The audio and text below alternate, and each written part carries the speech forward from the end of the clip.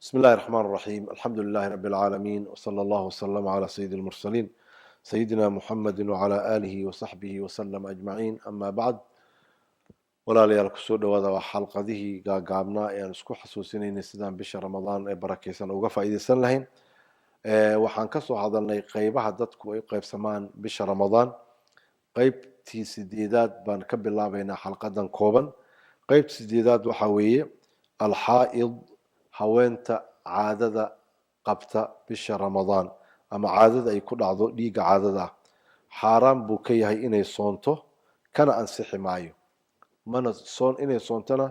uma banaano haday soontana soonkaasi ka ansixi maayo sidaa darteed markay dhiiga caadada ay qabto ama uu ku dhaco yani waxa weeyaan soon malaha waa qoftaasi waa qof afuran waa inay iska afurtaa haday soontana soonkii ka ansixi maayo sidaas marka waa in loo ogaada waxa la mid ah marka iyo dhiiga caadada dhiiga dhalmada oo dhiiga dhalmada ama nifaaska liiraado isagana waa la mid weey laakiin hadii gabadhii ay taahir noqoto habeenkii yani maanta يعني ديجي بهاي هبينكي بي طاهر نقطي يعني انت ان واجو بريين كهر حدي طاهر نقطه مالنكي كله طبعا ويصوميسا حدي يدو صومن يعني مالنتي جدهدي ديجا عادد ويمادو ولو يدو 5 دقيقه اما كير وكهري قرح دعو يعني waxa weeyaan soonkeedii waajibay maalinkaasina waa inay soo qadaysaa soonkeedii waajibay maalinkaasina waa inay soo qadaysaa way maalinkaasina waa inay soo qadaysaa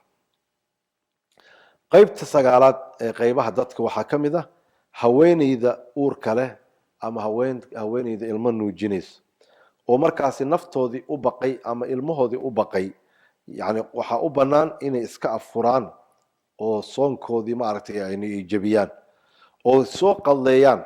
maalmo kale oo bish aan Ramadaan ahayn حال النبي عليه الصلاة والسلام وحيري إن الله وضع عن المسافر شطر الصلاة والصوم عن المسافر وعن المرضع والحبلى نبي وحير عليه الصلاة والسلام إلهي وحو كرذي قفك مسافر كها صلاة ذي أفرتها نصبو كرذي ماشو أفر كتكناي إنو لبكت كذو صوم كان مسافر كان لقرذي قفك مسافر كإنو يعني صومه ولا قرذي يعني واسكجبين كره هويني ذي يعني أورك لهيد يتين وجينيسنا أيجنا ولا جريدة حديث أبو داود النسائي يترمذي ابن ماجه أنتم ويصوص عارين مركا قضاء يكون جباي لكن مركا سي حالة داسي أما ينفتو أبقين أما المه ذي أبقين وحوين إسكفر كلام قيبت الطبناد قيبها دتك وحوي من احتاج للفطر لدفع ضرورة غيره كإنقاذ معصوم قف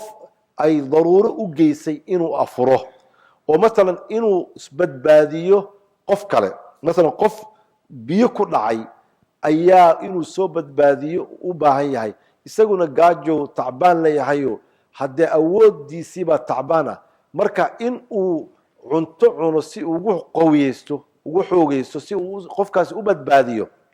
way u banaan tahay waa hadii markaasi xaajadu ay keento in uu markaas يعني أباهضه إنه سوء قوي بس قفك الله بدبادي محل قفك بدبادينتيسو آديات بمهم أتهاي قفك وانا واجب مركاسي إنه اسكفره أو يعني صونكي أو عنتو مركا كحو جيسو وصو صاره يعني ضرورة نوع عصو كلا قفك أوجي سنة وحاوين وحاو بنان إن أو معرتي اسكفوري كرو انت سو قفو عن سو شاقني يعني أو هذا قيبات يعني هذا اسكجبيان صونك أما اسكفران lagu inkiri maayo sharciga ayaa u baneeyay sidaa darteed waxa weeyaan ma aragtay in la ogaado yani qaybahaas